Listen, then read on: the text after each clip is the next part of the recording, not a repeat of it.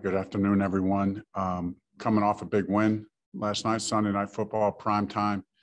I was really proud of how our team played. We were good in all three phases in very difficult circumstances, obviously, with the weather. I thought the team was prepared well. The whole staff, right? I made sure to make it around the building today to tell our equipment guys what a great job they did. That was a big part of it in a lot of ways. You don't want it to be a distraction to the players, so you got to get all that stuff out up front, and so they did a great job.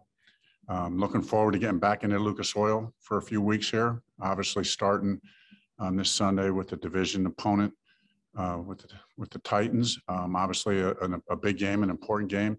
Excited for our fans to, be part of this and get back in front of them and put on a good show for them.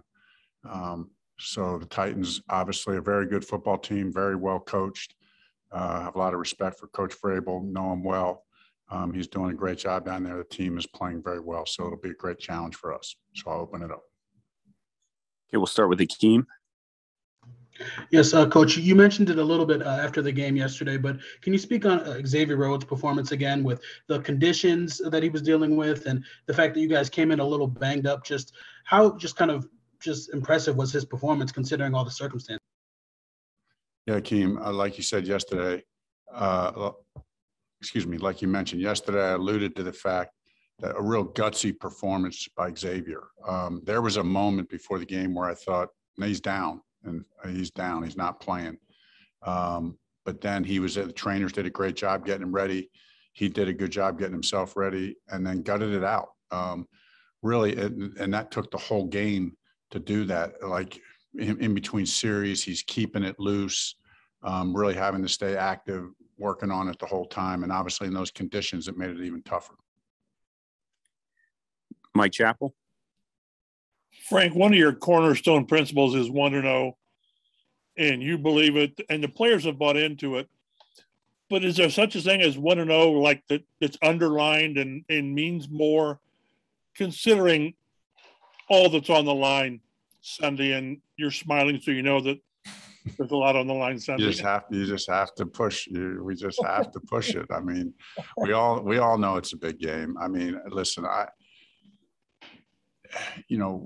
2 weeks ago, Zaire said something to the team about, don't get too high, don't get too low. We want to. What you find in this league is that, right here has got to be good enough. And you got to be able to go into a big game that's really important. And my experience is in those games, you can't get caught up in the emotion of it. That it's actually the teams that can stay right here and just continue to execute and do what you do to play good football. That's the way to handle the big games. Maybe a follow-up on that then is we'll get away from the game because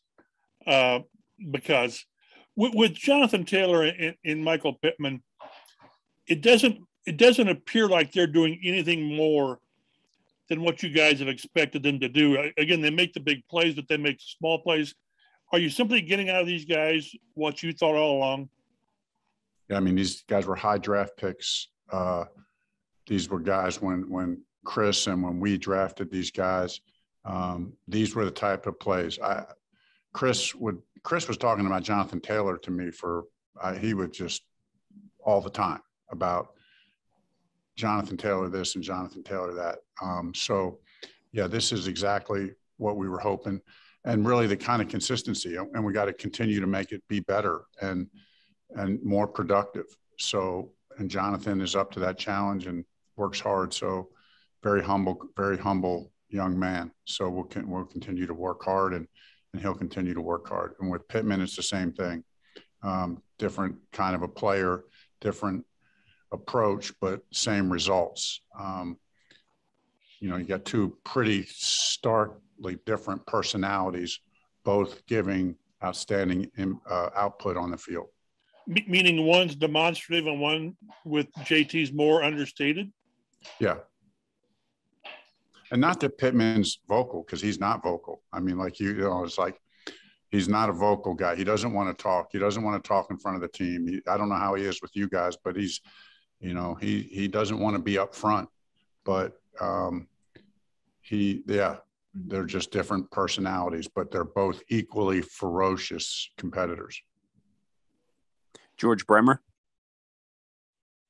Muhammad said earlier that when the defense was going out there in the fourth quarter, he just saw something in everybody's eyes. He knew that they were going to make a big play. Where does that confidence come from? I just think it comes from I think it comes from two places. You know, one is just the internal belief that you have.